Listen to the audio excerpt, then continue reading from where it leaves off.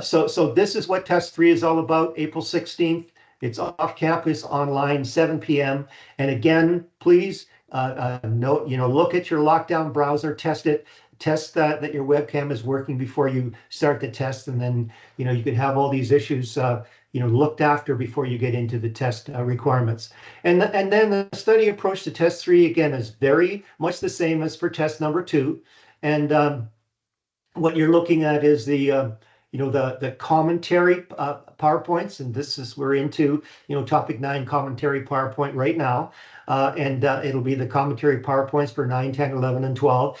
Look at those each chapter PowerPoint presentations. And again, they're in their respective topic areas. And you can see that you're going to see them in, topic 9, in topic 11, and topic 12.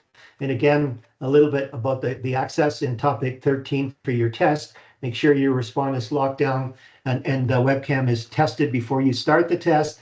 And here's what the posting looks like to get into that post. All right. And again, there's practice tests, and you'll find those in topic 12. And there'll be 3 practice tests, practice texts that will really give you a sense of, what that's all about. And again, these are all the same information I've given you to make sure that you're ready. And again, if you're using a Chromebook, you need to take special attention to these instructions to be able to not get in any kind of any problems there. So we're going to talk about the participation activities now, and I'm going to get back to them, but I'm introducing them now. All right. And so what you need to do is, and this is a group exercise. Topic 9A, there's 2 deliverables. One is a PESTEL analysis, and this is environmental analysis, and I'll explain that, and a SWOT analysis. And for the PESTEL analysis, you'll see that there's a link right here, and this link gets you to this template. All right. And what I'm asking you to do is use this template because it forces you to do a little more critical thinking, because it talks about, what's the time frame, and how what's the potential impact, and what are the factors. And it does have a list of example factors, and what I want you to do is really use the factors in that template that are relevant, and there may be others that aren't listed that are relevant to describe in that PESTEL analysis. All the others, don't include them. Don't include them in your output when you put them into. And again, this exercise, the more specific it is to Tim Hortons, and in the latter parts of its operation, and you can Google all the sources and use artificial intelligence. The more meaningful that it's going to be to you. And oh, by the way, keep all your information, because it's setting you up for assignment number 4 on Amazon, because one of the questions relates to doing a PESTEL for Amazon. All right, so it's all kind of a building block approach to helping you get through the entire course. Now, this particular illustration right here is just to show you the example of inputs. So what it does is, under political, government policy, well, that's a factor under political. Labor law trade, there may be an issue in labor law trade, that's completely or directly related to Tim Hortons right now. That's a factor that you would use that. So this is just for illustration purposes. What I want you to do is then, describe these factors in this template where the link is, and then complete the following information for each one. Okay, for each factor, I want you to kind of go through this process of what's the potential impact, what's the time frame, what's the type, what's the impact, and what's the relative importance, right? And that way it really gives you a sense of what are the key issues or problem statements that you have to deal with, and then in what order, because strategic planning is just as much about what you're not going to do as what you are going to do. So what it is, it's trade-off. You only have so many resources to be able to do an effective strategic plan. So you need to do the trade-offs to get the best out of the resources that you have available to have a successful strategic plan.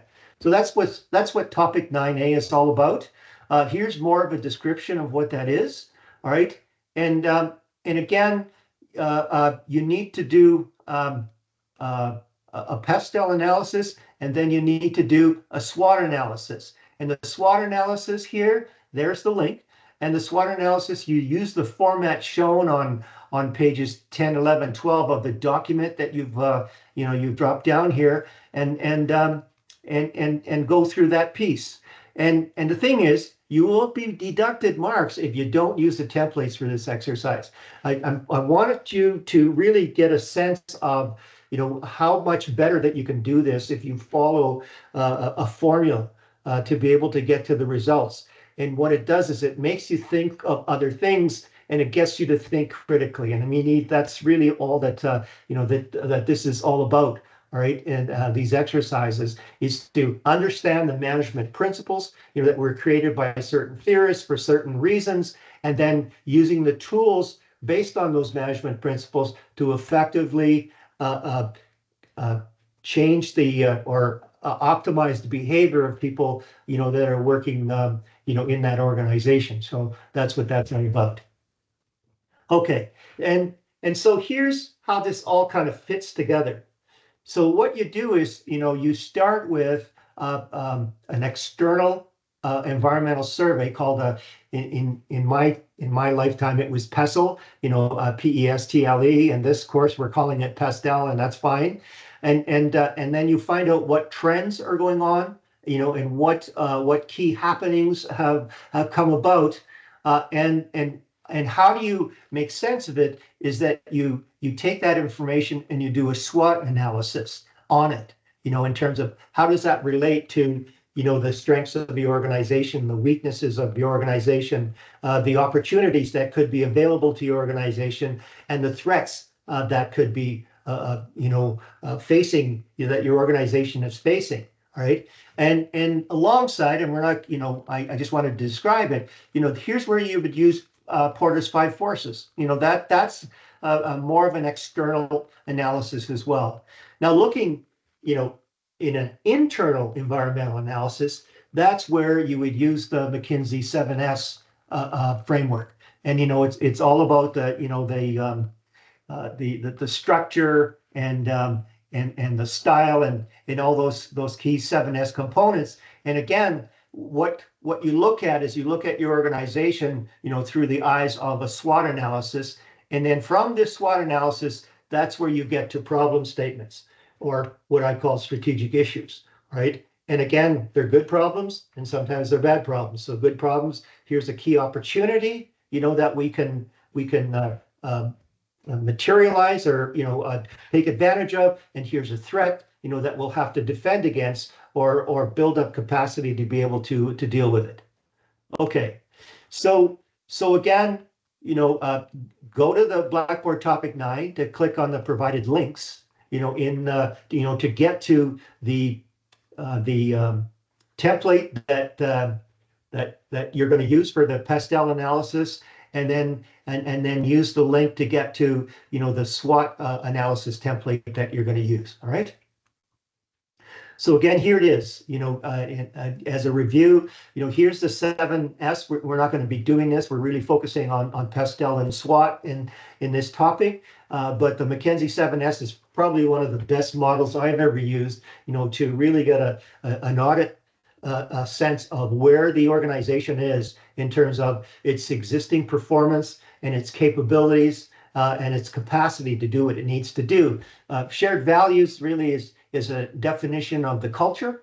And then you're looking at the strategy of the organization, the existing strategy, its structure, and does that structure fit for that strategy, the systems that it uses, the style of management, that's being deployed inside that organization, based on the industry, the workers, the company itself, and then the type of staff that you have to bring in, and then skills. And skills really is a higher level term. It's really competencies, right? So what key competencies do you need to bring in to the organization to manage, competitive advantage, right? So you take this analysis, and this is an internal where then you would do a SWOT analysis on your findings, on the factors that you've identified. And then on the external side, you take the analysis of the factors that are relevant and do a strengths, weaknesses, opportunities, threats, along with, Porter's 5 forces models. Okay. All right. So that's 9A. And any questions at all? Anybody want to unmute and ask a question, or maybe give me a thumbs up that thing, you understand where I'm going on this particular participation activity. Are we all good? Okay, thanks, Irene, appreciate it. Okay, all right, so now 9B. 9B, again, 2 deliverables. One is to create a balanced scorecard for Tim Hortons. And then once you have that balanced scorecard created, then you create a balanced scorecard strategy map. All right. So what you're looking at is that the balanced scorecard template, is on my Google Docs channel. So you go in and pick that up, and then the strategy map, you can pick it up on this feed. So what it is that I'd like you to come up with some key parameters, to populate this balanced scorecard for Tim Hortons. And oh, by the way, you're going to see this as a question, on the Amazon, assignment number 4 Amazon. So that you're really doing work for that. So keep, your template and everything else to be able to repopulate it for Amazon. And what I found so far is that there's a percentage of groups that still don't understand, how to do mean performance. And what you do then, you'll see in finances, there's 2 KPIs here. And what you do is you come up with a score for each KPI, and then you average that score to show you the mean performance. Okay? That's how you do that. You take a look at customers. There's 1, 2, 3, 4. 1, 2, 3, 4 KPIs. You'll have 4 different KPI scores here, and then you divide that total by 4 to do the mean performance. So that's how that works. All right. And then when you do the strategy map, you want to take a look at the goals based on these 4 categories of the scorecard, and you start at the bottom in terms of learning and growth, which is really organizational capacity. And what this is that this is what this little drawing is show you, is that organizational capacity drives your internal processing capability, which then drives the things that you do for customers, which then drives the financials. So you got to understand how that all links, and I'm going to get into that in a little more detail as we go through this topic. All right. So here's the example of a BSC where I've taken these scores. 4 plus 5 is 9, divided by 2 is 4.5. And here's where they were all 4. So that's 1, 2, 3, 4. So that's 16 divided by 4 is 4. So that's how you figure out these mean performances. And oh, by the way, keep the performances down to scores, and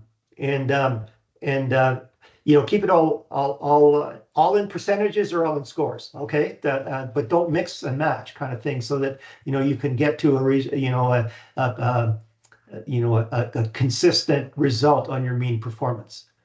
Okay, so here's what I was talking about. How things need to fit. So what it is that you start with learning and growth. And that's, let me see here. I thought I might have a, okay, I'll have to show you that later on. Okay, you start with learning and growth, and you can see here, I put an example in. So, goal, this is internal business, right? So I called it goal IB3, all right? Because 1, 2, 3. And what happens is this particular goal, LG2 is the foundation for doing goal IB3, right? And then goal IB3 is the foundation for doing this goal in the customer area, and then this goal is a foundation for creating these 2 financial goals. So it's really important to show the the interdependencies of these goals. You can't have goals that are disparate out there, because then there's no way of exploiting, the overall synergies of getting to the outcomes of a strategic plan.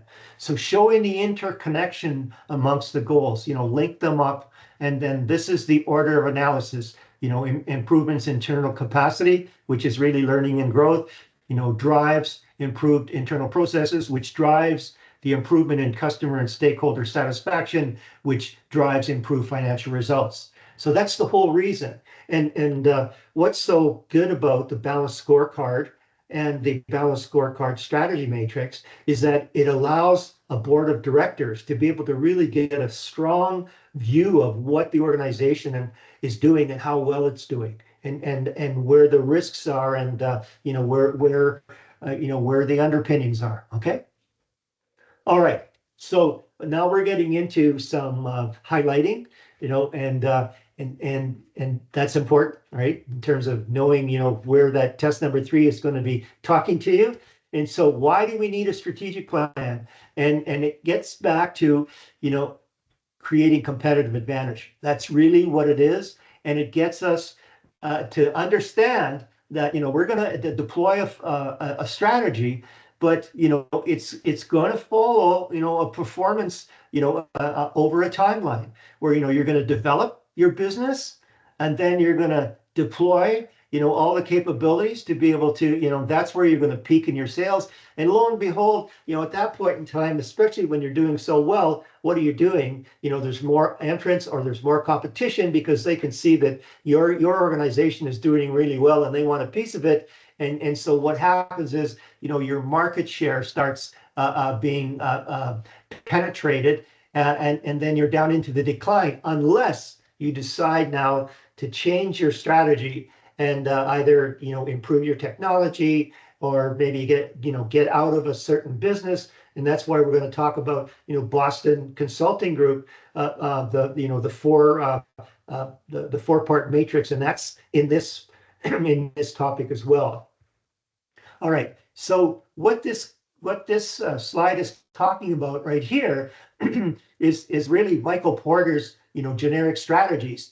So that some organizations do cost leadership, like Walmart, or differentiation, like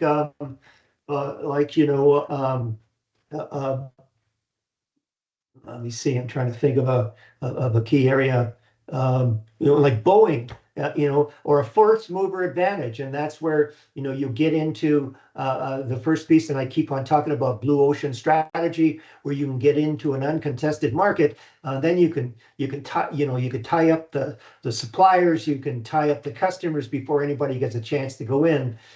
Time-based advantages, technology advantages, and strategic alliances. But when you do have that strategic plan, you can share that with your employees, and now you have they can see the bigger picture, and they can see how they are part of that shared vision. And that's what this is all about. So there's all these elements, that keep the dynamics going. There's no such thing as a stagnant strategic plan. From the day it's introduced, there's changes going on. And it's all about being a learning organization, and I talked about Peter Senge, who was he coined the term learning organization. If you're a learning organization, you're more responsive, and you're more flexible to be able to change, to manage the dynamics of what's being thrown at you. Okay, so one thing to remember, and again, this is highlighted: all managers plan in some way.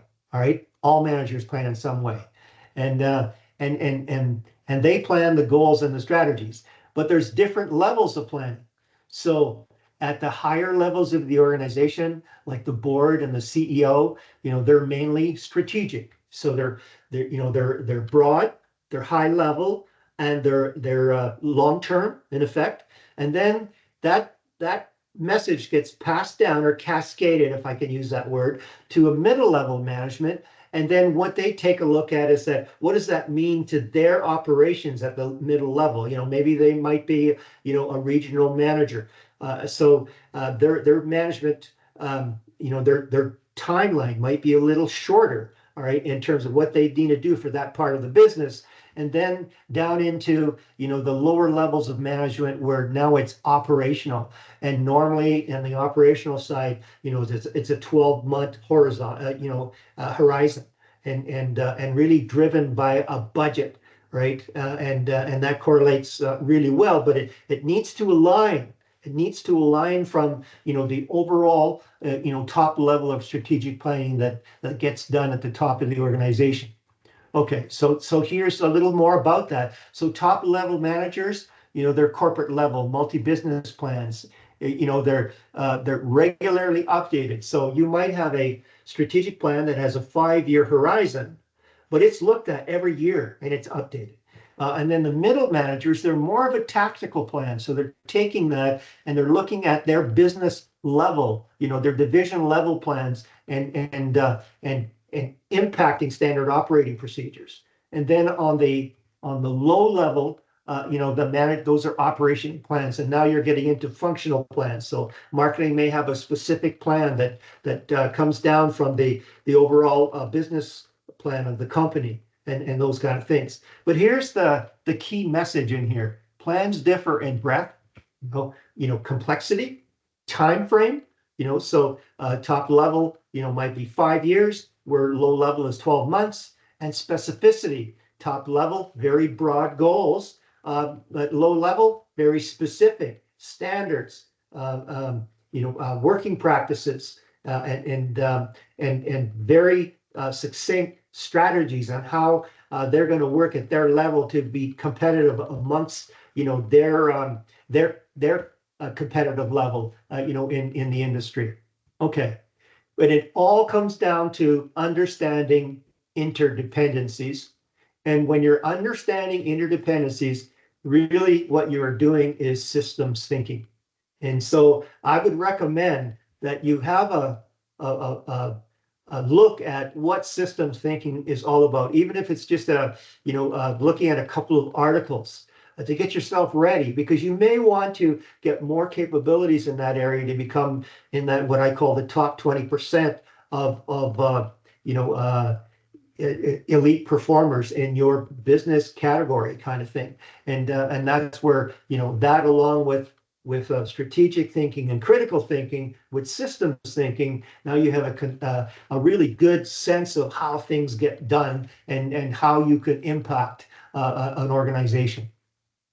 Okay, so what are some of the skills that are required, to perform strategic planning? Well, definitely analytical skills, definitely critical thinking skills, vision and strategic thinking skills, the ability to develop a long-term vision and see that big picture.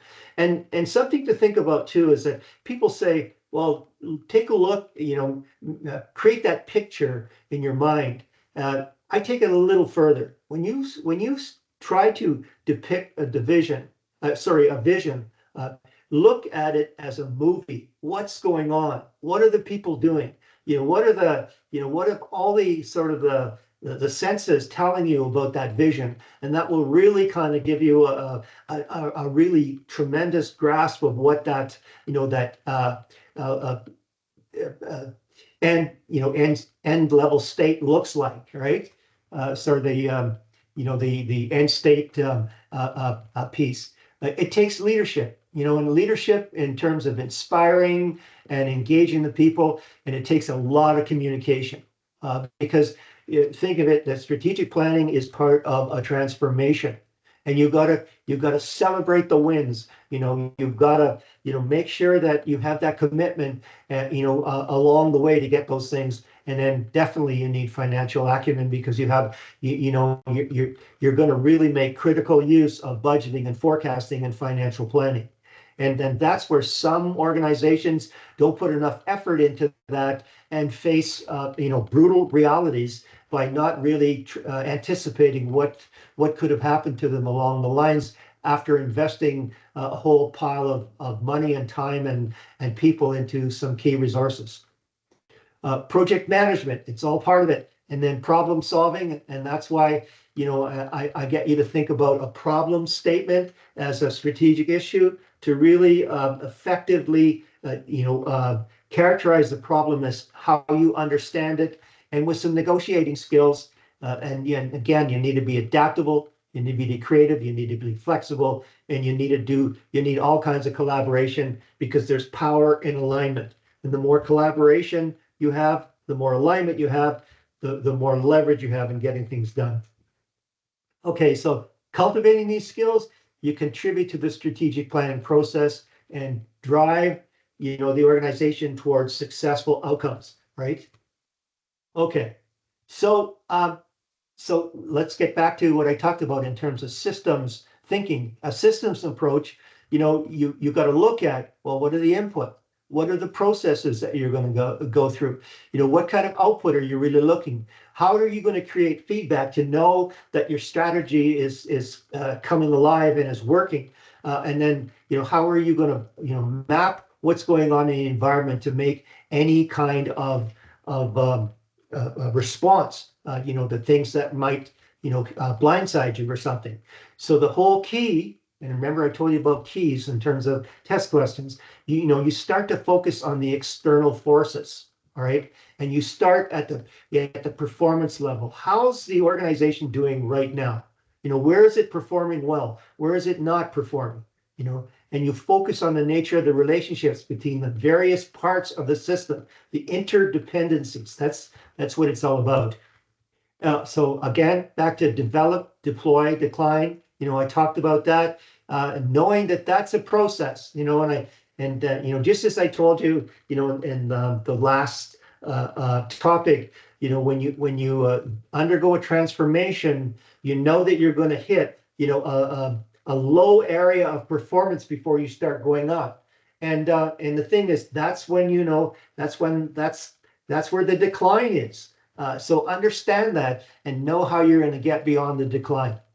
Okay, and I kind of compare that to, if you look at a product life cycle. There's like here's normally what happens is that you start and it takes some time before you get to maturity, and then as the market saturates, you may have an excellent widget, but everybody has that widget now. So what do? It might encourage other customers to go to another substitute, and so that that you're going to get into a decline. So that's sort of in line with what happens on the competitive advantage life cycle. So that that they kind of track each other here. So just understand that. This is the framework that I've looked at. I've been doing this business now, I think, for many, many years, and I guess I'm showing my age anyways, but this was a Xerox model back in the 70s, and I kind of adapted this to what I thought it should look like. And the thing is that it's really simple. It's a gap analysis, like I said. Where are you now? Where do you want to be? And how do you get there? So your goals tell you how to get there. But again, your starting point is, where are you now? What are your performance statistics at this point in time? And if you take a look here, I've talked about strategic goals and stretch strategic goals. So these are lights on strategic goals. These are stretch strategic goals. So what do I mean by lights on strategic goal? Well, the thing is, everybody thinks that strategic planning is looking at the esoteric, sort of specialized area of planning, where it's really kind of in vogue to be doing. But let's understand that there's things that a company's been doing right from the start that are very, very strategic. Like, how do they get their cash flow? Say by selling a particular product. Well, that's a lights on strategic goal. If that doesn't maintain itself, then how are you going to get funds to invest in a stretch strategic goal? So you got to understand that you always have lights on type of strategic goals along with stretch strategic goals, right? Now, here's the thing. I learned this from the Franklin Institute, and Franklin Covey is Stephen Covey's son. The 7 Habits of Highly Successful People. And the thing is that here's the thing is, what happens is organizations, have too many goals, and so what they're saying is, if you have 11 to 20 key goals in a plan, well, your chances are you're not going to get any of those goals achieved with any kind of excellence. But if you start narrowing it down to 4 to 10 goals, well, then, you will have, a chance to get excellence in 1 to 2 goals, and then 2 to 3 goals, that's where you're going to get at. Why? Because it's an economics thing. We only have so many resources and they're scarce. And how you deploy those resources effectively, measures how well you're going to do in terms of the success that you're going to have. So that's how you have to understand that. And then here's another, Covey framework. And what this is that, this is highly urgent. This way, this arrow goes here. So 1 is very much more urgent than 2. 3 is much more urgent than 4. And then highly important, right? So highly important and highly urgent goals we become preoccupied with, right? And essentially, they're the the lights on strategic goals because they're working for us and they're and they're working well. But if you don't allocate some time to highly important but not so urgent goals, you're never going to get to accomplish key stretch goals. So you should be spending at least 30% of your time with the highly important, less urgent goals to be able to build track, to build foundation, right? Excuse me, I'm coughing here. And this 30% number has come back to me, going through a lot of research from different authors. So I feel pretty confident about saying, spend 30% of your time on highly important and spend most of your time on the highly important, highly urgent goals. Okay, so now we're getting into, mission, vision, and values. And the thing is that everything has to align, with each other. And alignment really is the, it's the secret sauce. It's the way to be able to get things done very effectively. All right. And so a mission is what the organization is currently doing and why they're doing it. The vision, is where the organization desires to go. So a vision is really a definition of a desired end state. Really, that's what it is. And the values, are the core values that come from the shared beliefs of, all the stakeholders in this organization, from the employees to the sponsors to even their supporters and suppliers. But what I found is that really what's key to this, vision, mission, goals, objectives, is that understand, what it is that you're offering your customers, the value proposition. And if you take a look at the framework that I use for defining a value proposition, what you're offering to your customers, I got this by Tracy and Wiersema. And if you take a look at, you can't do all things to all people. And what you need to do is you pick one of these factors based on your industry, your business itself, and your future aspirations and your vision. And then what you do is you become exceedingly competent, in one of these, and then the other two, you at least meet, what's going on with your competitors. And so what you've done is that right from your offering, you've already start to intonate, what your strategy is going to look like for the entire organization. So if you take a look at product leadership, like Hewlett Packard are key on developing the best products that they can, right from their value proposition.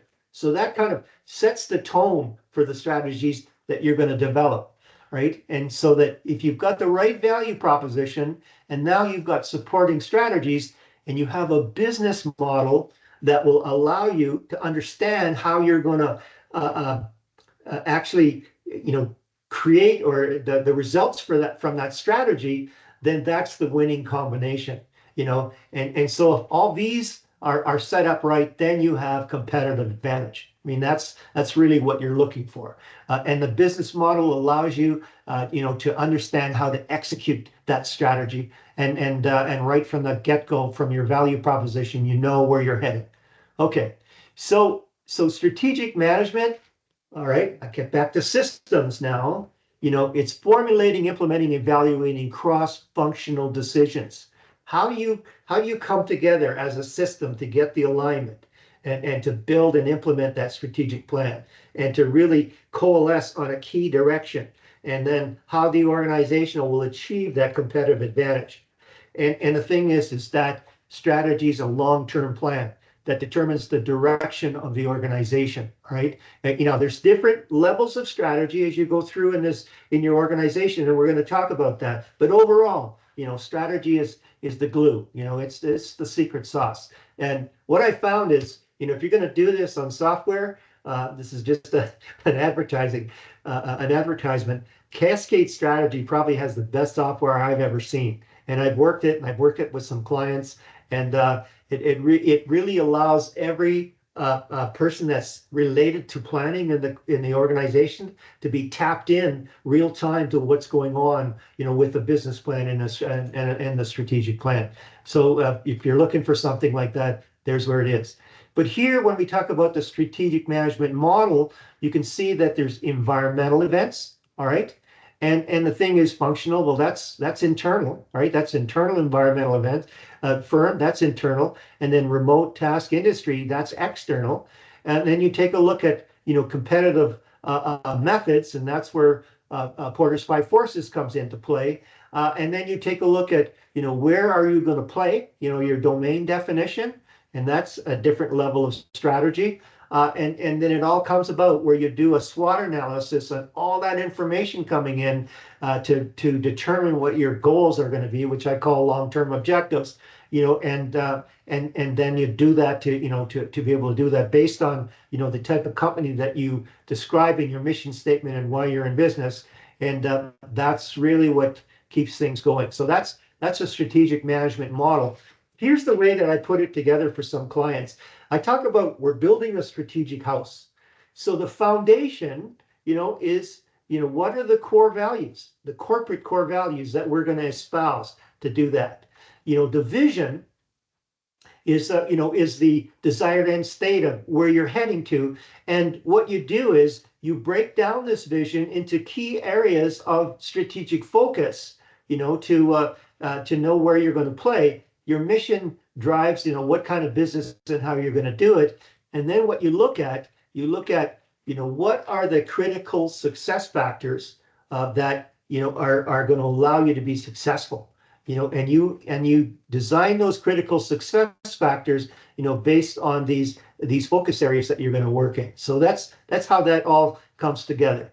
But again, look at the key here. You evaluate your current performance. That's the first step in the strategic planning process. How are you doing right now? Why? I keep on talking about baseline, right? The baseline itself, you got to establish that, and then that's where you are now, and then where do you want to be, and then how you're going to get there. You do that environmental scan, and that's internal and external. You look at the trends. You use the SWOT to determine what the issues are, in terms of the changes in competitiveness. And then from those problem definition statements, you create the goals and strategies and tactics to do that. And then you track the performance, what gets measured, done. What gets measured gets done in KPIs and mainly in the balanced scorecard. Now, so here's a system that I put together on how this works. And you could kind of go through this at your leisure. And then here's, the model itself on, the different phases in terms of, when you look at the internal and external environment, what you're doing is you're doing a situation analysis. All right. And then in that situation analysis, you're doing that SWOT analysis, and then you get into, the strategy formulation. The mission is part of your strategy, right? And it started with your value proposition. What focus areas, what are the things, and then you get into the implementation in terms of programs and procedures, and then it's all about measuring performance, right? So that's how it kind of phases together. Okay, talked about that, but here's I keep on talking about the cascade. At the high level, what you're doing is you have the mission statement, based on a vision that you've created, and then you create these strategic goals. And then from those strategic goals, they cascade down into, middle management, where middle management will develop tactical goals. And then that cascades down to, the lower management, where they get into, the line functions and what has to get done, in terms of, line function goals and plans. Okay, so again, the cascading of goals, the company, high level, department, project, all right, down in the lower levels. So how will you measure success? What metrics matter? What needs to happen? Those are that's all the components of strategic planning, and there's all kinds of benefits, right? But it really gives you a sense of where you are and how well you're doing. And the whole idea is that if you don't communicate this strategic plan, if you don't give employees a sense that, hey, they are part of this strategic plan, they're part of the shared vision, through communication, it's not going to happen. And that's how you strengthen the firm's performance, right? Okay, but there's limitations, and there's limitation. I've introduced this, from a communication point of view of managing a transformation. And the thing is, you need to develop a high degree, a level of support, for this transformation, because that's what strategic planning is all about. And if you just have grudging compliance, it's not gonna happen. But you need to take it to the point where people understand that, hey, yeah, this is the new way that we're going to do things, and I'm committed to this. And now we're going to create standard methods to do that, and we're going to internalize what we're doing, and so that strategic plans are they need a lot of resources. You need buy-in. You need that continued commitment to get into the institutionalization and internalization.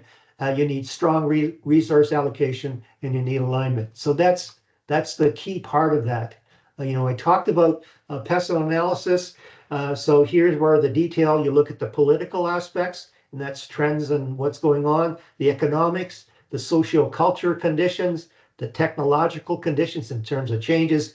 And in our view, it's, AI is going to be the key thing that you're going to be looking at in your time frames. Environmental conditions. Well, you take a look at, where's the world going in terms of free trade right now, with all the, the tariff discussions that are going on, globally, with the US. And then legal conditions, are they changing? Is regulation changing? So that's what sort of keeps you in business. Gretzky, one of the famous hockey players in Canada here, was saying, you need to go where the puck's going to be, all right? And you're only as good as the last shift. Well, you're only as good in strategic planning as the last time you did an environmental scan to see where you're at. Okay. So here are some of the factors along PESTLE. Government policy, foreign trade policy, and you're going to be asked to kind of take a look at what's affecting Tim Hortons right now.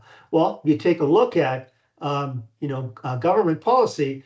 Tariffs are a big component now in terms of if they're sourcing food items or equipment from the U.S., they could expect to pay 25% more. So those are the kind of things where that you're going to take a look at. And then economic, the growth, the exchange rates, inflation rates. We're still in the age of inflation right now. That's probably a key thing. And the more inflation there is, well, the less discretionary income people have to go to Tim Hortons. Those kind of things. What's going on socially in terms of diversity and those kind of things. Technologically, what's being taken over, from robotics and in Tim Hortons in the future. Environmental, so we have a really warm, summer. People want to stay outside. I mean, those kind of things. So they're not going to Tim Hortons for coffee during the summer as much as they could. And then what happens legally. So that's what PESTLE is all about. Here's the facsimile of the template that I'd like you to use. And again, if you select trading policies and you don't select funding grants, just put in trading policies and then go across the board in defining what this is all about, and take out whatever you're not going to look at, and then put in that maybe there's a few things here that have these are just general example factors that you could look at, but there's probably some key factors that haven't been listed here, and then go through this piece. All right. Here's a little more about McKinsey 7S. I kind of talked about that, and then the five forces of Porter. Here's where you really get a sense of what the competition is going to look like, the threat of new entries, bargaining power of the suppliers, bargaining power of the customers, the threat of substitutes. There's more information, in the topic 9 about this in Blackboard, and you can find all kinds of information, on the internet about that. So here's a key view of some of the pieces to take a look at, and again, this is key to understand what Porter's five forces is all about. I've created, this piece here, in terms of understanding what that's all about. You could use this if you like. And here's what the SWOT process is all about. This is a detailed approach, but when you're comparing, strengths with opportunities, I mean, that's really what brings it together. And it's open questions. And then you find out, what the problems or opportunity statement is, with an opportunity that's in the environment, and you have a strength that can take advantage of that, and then, how are you going to go against some threats with some of your strengths? How are you going to go against some threats with your weaknesses? Or how are you going to, finally get to some opportunities with your weaknesses, and maybe building capacity or those kind of things, right? So again, these are descriptors of the factors that you're going to identify for Tim Hortons, and again, some knowing what those definitions are. So strengths, activities the company does well; weaknesses, the company doesn't do well; opportunities, positive trends, threats, negative trends and environmental factors, those kind of things. And then ultimately, you put it down in in this piece. And again, understand the relationships. So you're looking externally at the PESTEL, using the SWOT analysis to define, the problems, either good problems or bad problems, and using McKinsey 7S to find out what's going on inside your organization, and understanding how you're going to, maybe bolster your strengths, or bolster your weaknesses, or whatever you're going to do to be able to deal with what's going on. Okay, and again, when you're using these templates, only show factors that the group has chosen. Delete the factors the group has not chosen, so you can keep this, pretty small, overall. Okay. Okay, I've talked a lot here. So any questions at all? You can unmute. How's this going?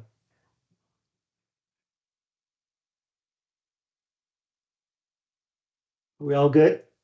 We all good so far? Okay, should I keep going? Okay, I'm just going to assign a partner here.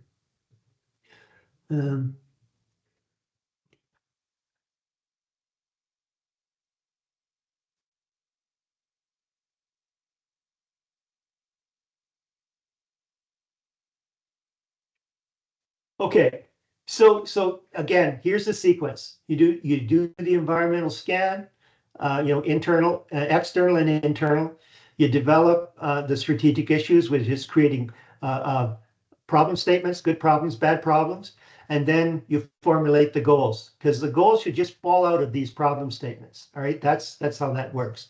So here's some kind of templates, that you can use in assignment 3. So the template for writing a strategic issue, short enough title, so you write the title of it, and then you do a brief description of that issue, and then explain a little bit of the background describe what the impact is, identify the stakeholders, and so that, here's an example of a strategic issue, enhancing customer experience in the digital banking. All right. So that's how you do it if you're just talking about a strategic issue. We're mainly talking about problem statements in assignment number 3.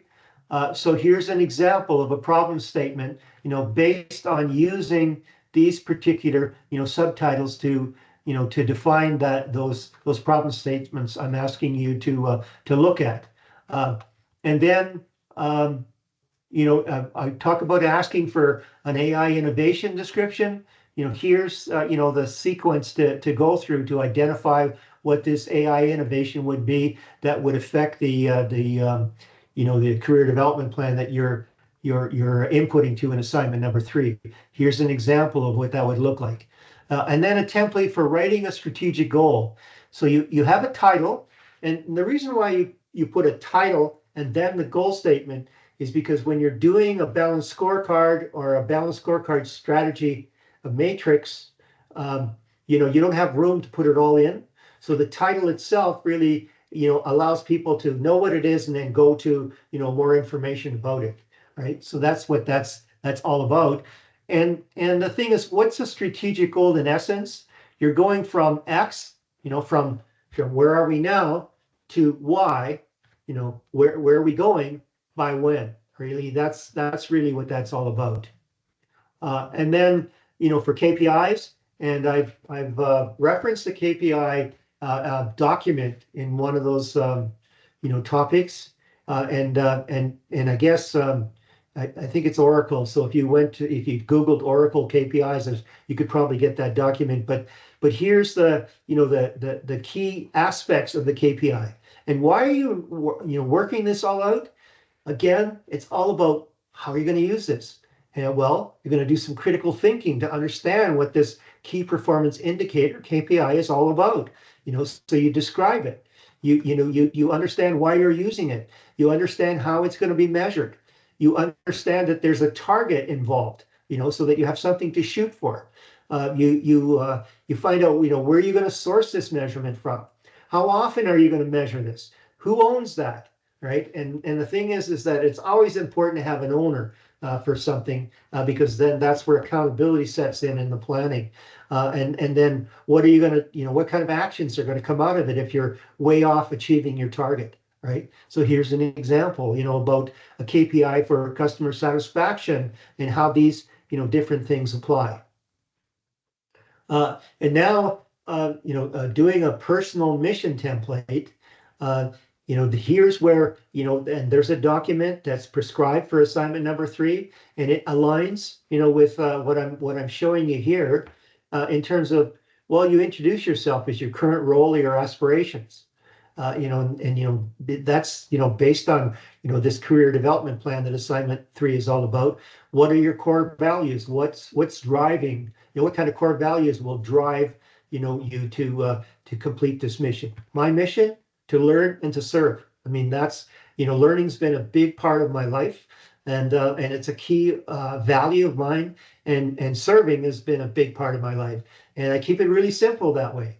And I always remind myself, if I'm doing something and I'm getting frustrated, what's my mission? To learn and to serve. Okay, I'm here for you, so that you know that, right? And then define your main objective, and what's your approach going to be?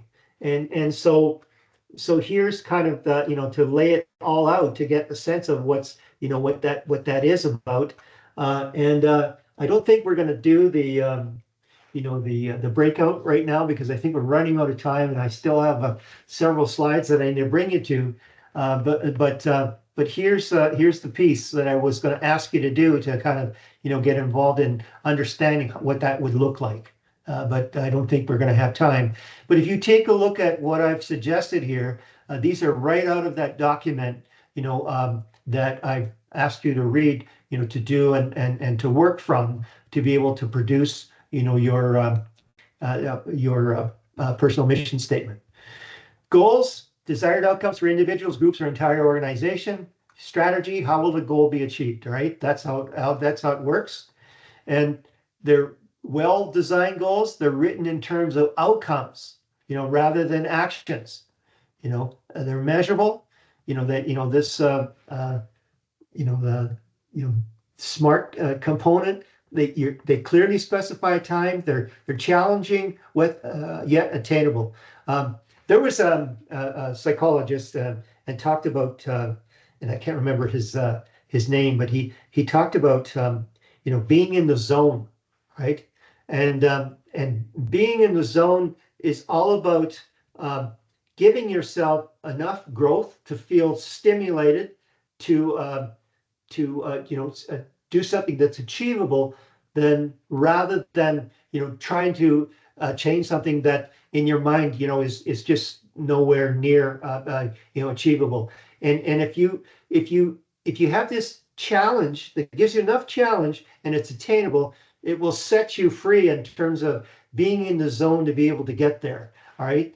So there's a lot of science behind that, and I'm sure if you if you Googled challenge achieving goals, you'd find some information about that.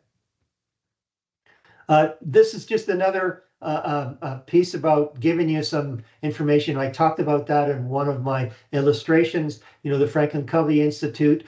This is probably one of the best books I've ever read on creating goals, right?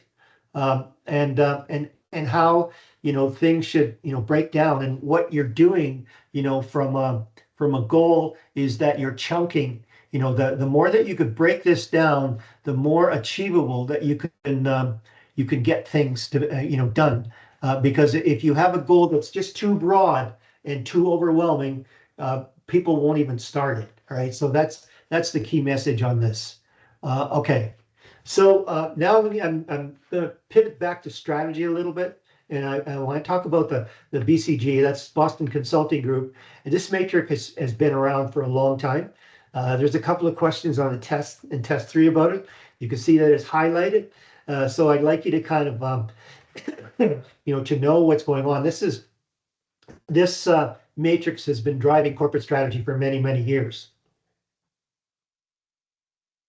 and so.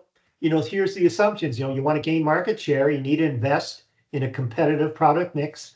Market share gains have potential to generate cash. The maturity stage or product life cycle is where cash surplus is most likely to be generated. We talked about that.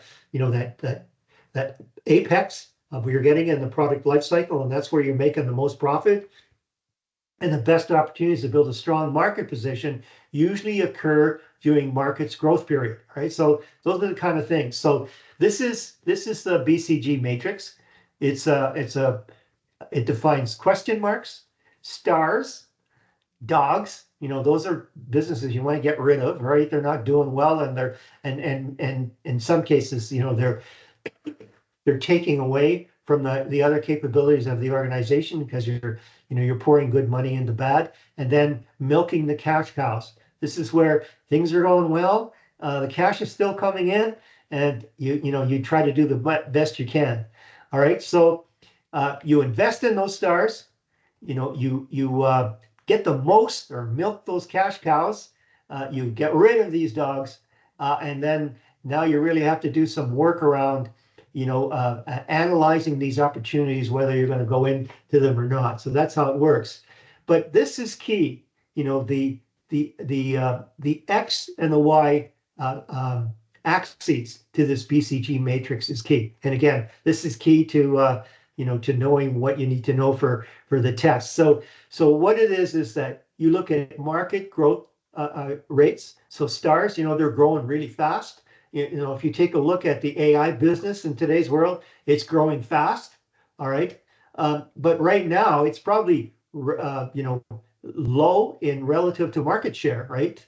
I'm sorry. No. It's, it can pick up a lot of market share. So this is high to low. This is low to high. So high growth, high market share. So in terms of, your cash cow, it's not growing, but it's really high in market share, so it's bringing in a lot. And then your dogs, you can see that low in market share and low in market growth. So you'd want to divest from these types of businesses. And here's the characteristics of these that you can commit to memory. All right, in terms of what's going on. So let's look at cash cows. Most profitable, high cash returns, high market shares, large number of customers. So you want to manage these cash cows until it goes through their timeline of getting down below those conditions into low growth and less market share. Okay, dogs, low market shares, operate slowly growing markets, very low cash returns, long-term profits possibly. Okay, so if you want to know more about the BCG matrix, here's the link. I'd recommend that you go in. But here's something I learned, in my days. Hope is not a strategy, right? And that and the thing is that sometimes people just do strategy on a whim, or some CEO has this idea how he thinks or she thinks it's going to work and gets the whole company committed to it. And it can't be doing that. It's got to rely on a concrete plan and actions that can achieve goals, and it requires brilliant execution. And that's where most organizations break down, is on the execution. They don't see it through the end.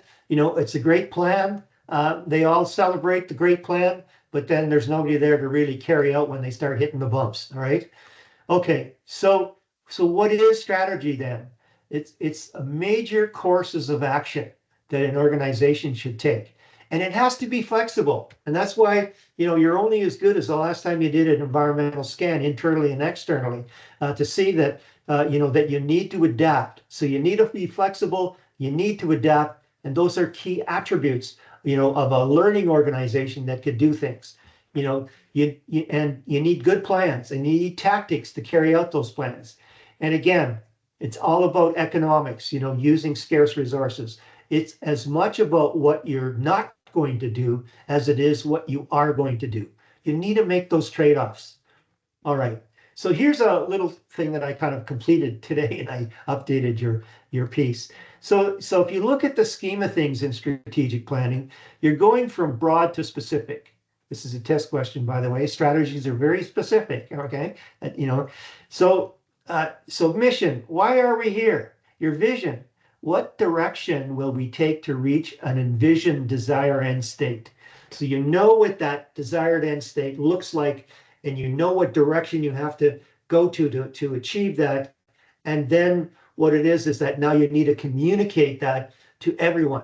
And I keep on going back to this one fact that I have. Only 9% of American workers know how their specific job connects to the overall direction and strategies of the company. So you need a lot of communication to do that. The goals, they're broad objectives, and they define and relate to the key focus areas, outcomes of your vision. The vision is a big thing. So what you do is you sort of chunk the vision down into key focus areas, and those goals are directed towards one of those focus or all of those focus areas in some cases. And then the strategies identify the major courses of action that the organization will take to achieve those goals. So that's really how that comes together. I don't need to talk about this piece, but you need to know that strategy exists at different levels. And there's three main levels, like conventional thinking around that. There's the corporate strategy, and that's, the big thinking. Are we going to go international? Are we going to focus on being a stable organization, or are we going to take some risk and be a growth organization? And then the business strategy. And if you take a look at these things, these are elements of Michael Porter's generic strategies. That's down in the business areas. And then the functional strategy, in terms of really getting down to, what's going to make, what's going to increase the key capabilities or the core competencies to give the organization competitive advantage. So those are the three levels. You can see this is highlighted. And the corporate strategy breaks down into growth strategy, stability strategy, and retention strategy. And, I want you to kind of, take a look at more around, what's going on in retention strategies, right? Because, more, a lot of courses don't really talk too much about retention strategy. So here's a definition. You can see this is highlighted. What is a growth strategy? Well, expand the number of markets. And you can have different ways in that growth strategy. And you'll have to know about these, in terms of concentration, backwards vertical integration, forward vertical integration, horizontal integration, related diversifications, and unrelated diversification. So I'm going to talk a little bit about that if I get to those slides, because I'm running out of time. But here you can see that there's a lot, and this is where we kind of spend most of our time talking about. But you really should take a look at these other strategies that are going on to understand them. So what is a turnaround strategy? You can see that's key. Liquidation is that you're going to divest of what's going on because it's not working for you and focus on key areas. Oh, no, I'm sorry. This one, liquidation, is getting right out of the business, selling it. This one here is unloading it somewhere else. And then here's what a turnaround strategy is. So I give you an example of what a turnaround strategy is. But here's some things that you should read and really understand what this is all about. What is a corporate renewal strategy with this definition? And then the most drastic renewal strategy an organization can make is a complete transformation or a turnaround. And that's where it takes, you're changing everything. Here's the piece about Michael Porter. So you should understand what his pieces are all about. So what is cost leadership? What is differentiation? And then what is cost focus? And what you need to know about focus is this is a little bit of a high risk deal when you start focusing, because what you're doing is you're maybe working with one particular market segment. And so that's a lot more risk if that market segment, has a change in preferences or, is passing on or whatever. So that's, your strategy, your demand may disappear in a narrow market on a focused strategy. So this is a key slide to understand. And again, I talked about that. I talked about the strategy map. I want to make sure that you make these connections to know how this all comes together. Talk about that. Here's one key thing. You have to know something about management by objectives. This is an old system, and what it is, it's traditional goal setting. I've been part of this in many parts of my career, and goals are set at the top level and then broken into sub goals for each organizational level. So what happens is the CEO will have an MBO session with their direct reports. So their direct reports will have a say in what their particular goals are with their boss. And then their direct reports will do a session with their own direct reports. So they're jointly set by employees with their managers. That's the key of all this. And the thing is that it goes all the way down. So by the time that you got down to individual employees, technically, all these goals should be aligned. I mean, that's really what it's all about. It's all about getting alignment, so that everybody's going in the same direction, right? Again, I take you back to this book, which is one of the better transformation books I've ever read, by the Heath brothers. And the thing is that, if you look at choices, you start with your vision, you decide where you're going to play. That's a corporate strategy. You decide where you're going to succeed. That's a business strategy. And then you decide what capabilities. That's a functional strategy, right? So that's where that goes. And these are all the things that can, give you alignment, going forward. And that's where we're at. Okay. So any questions about this? That test 2 is going to be this week. I've sent you messages again, starting, on those 2 dates. And if you have any questions, just send them to me now while you're studying. All right. Okay. So any questions at all? You can unmute and ask a question.